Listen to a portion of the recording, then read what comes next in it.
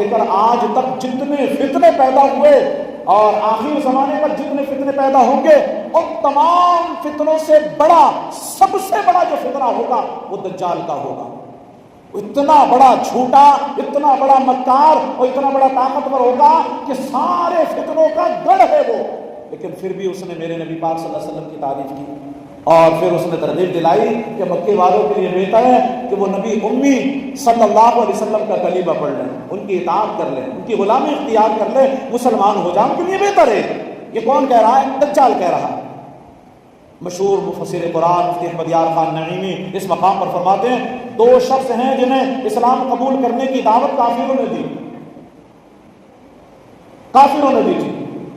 ایک حضرت تمیم داری کے دجال کی ترغیب پر انہوں نے کلمہ پڑھا، اور دوسرے حضرت سفیان رضی اللہ عنہ عام ملک شام میں تجارت کے لیے گئے ہوئے تھے، ملک شام تجارت کے لیے گئے ہوئے تھے، اور وہاں پر ہرقل بادشاہ جو کہ غیر مسلم تھا، اس نے حضرت سفیان کو بتایا کہ وہ سچے نبی ہیں، میرے نبی پاک صلی اللہ علیہ وسلم کے تعلق سے بتایا کہ وہ سچے نبی ہیں، وہ اللہ کے محبوب ہیں، وہ اللہ پاک کے سچے رسول ہیں، لہذا اونچی شان والے ہیں، تم ان کا کلمہ پڑھ لو تو بہتر ہے۔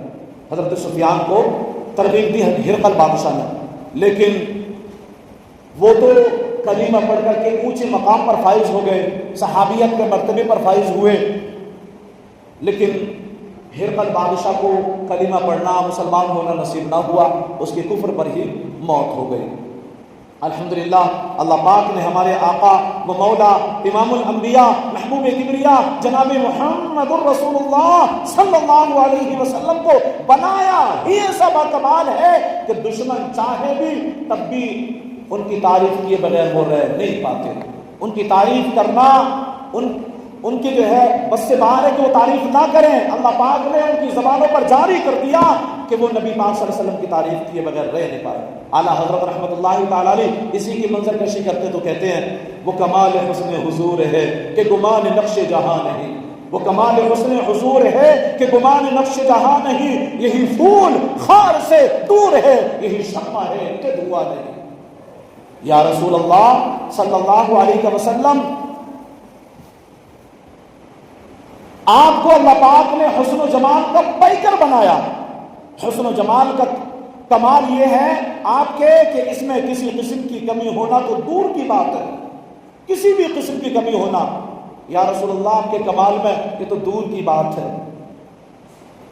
بلکہ کسی کمی کا گمان بھی نہیں کیا جا سکتا۔ عام طور پر پھول کے ساتھ کانٹا بھی ہوتا ہے، یہ ہم سب جانتے ہیں، جہاں گلاب کا پھول ہوگا تو اس پہ کانٹے بھی ہوتے ہیں۔ عام طور پر پھول کے ساتھ کانٹا بھی ہونا یہ ہے، لیکن شمع یعنی موم بتی کے ساتھ دھواں بھی ہوتا ہے، یہ بھی ہم جانتے ہیں۔ لیکن رسول پاک صلی اللہ علیہ وسلم ایسے رسالت کے باغ ہیں اور ایسے رسالت کے باغ کے پھول ہیں جس میں کوئی کانٹا نہیں، آپ ایسی شمع ہیں جس میں کوئی دھواں نہیں، آپ بے مثال ہیں، آپ کی مثال نہیں ہے۔ ابو لہب کا ایک بیٹا تھا عتیبہ، اس نے نبی پاک صلی اللہ علیہ وسلم کی سخت ترین گستاخی کی تھی۔ توجہ کرنا، میرے نبی پاک صلی اللہ علیہ وسلم نے اس کے خلاف دعا فرمائی، اس کو بد دعا دی۔ اللہ پاک اس پر اپنے کتوں میں سے کتا مسلط فرما دے، یہ میرے نبی پاک صلی اللہ علیہ وسلم نے اس کے تعلق سے دعا کی، دنیا کے کتوں میں سے ایک کتا اس پر مسلط فرما دے۔ لہذا عتیبہ ایک مرتبہ شام کے سفر پر جا رہا تھا، اس کا باپ ابو لہب باوجود دشمنی کے کہنے لگا، مجھے محمد عربی صلی اللہ علیہ وسلم کی بد دعا کی فکر ہے کہ قافلے کے سب لوگ ہماری خبر رکھیں۔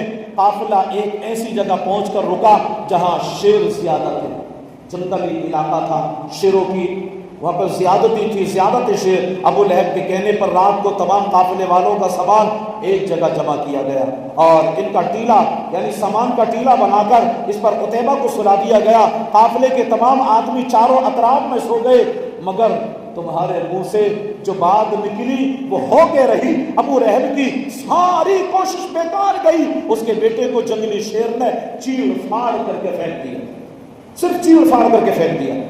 وہ شیر بھی عاشق رسول تھا نا، اس نے گستاخ رسول کا گوشت کھایا نہیں، چیڑ پھاڑ کر کے پھینک دیا۔ وہ بھی جانتا تھا یہ گوشت میرے لیے جائز نہیں ہے، یہ گوشت میرے لیے بہتر نہیں ہے، مناسب نہیں ہے، لہذا اس نے صرف چیڑ پھاڑ کیا اور اس کو پھینک دیا۔ اللہ اکبر۔ یہاں مدینہ شریف کی بھی فضیلت دیکھیے، دجال پوری دنیا کا چکر لگائے گا، ہر گاؤں میں، ہر شہر میں پہنچے گا، مگر حدیث پاک میں میرے نبی پاک صلی اللہ علیہ وسلم کا فرمان ہے دجال مدینہ شریف میں داخل ہونے کی کوشش کرے گا، نہیں ہو پائے گا داخل، وہاں پر داخل نہیں ہو پائے گا، جیسی کوشش کرے گا، مگر جب احد شریف کے قریب پہنچے گا تو فرشتے اسے یہاں سے بھگا دیں گے۔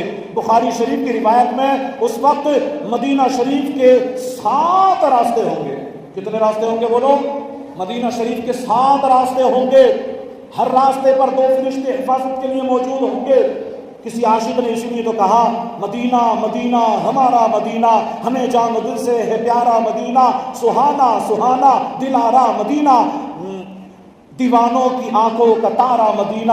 یہ ہر عاشق مصطفیٰ کہہ رہا ہے ہمیں تو ہے جنت سے پیارا مدینہ، ہمیں تو ہے جنت سے پیارا مدینہ۔ اور مسلمانوں، دجال بہت بڑا فتنہ ہے۔ حدیث پاک میں ارشاد ہوا حضرت آدم علیہ نبینا علیہ الصلوۃ والسلام سے لے کر قیامت تک جتنے فتنے پیدا ہوئے یا پیدا ہوں گے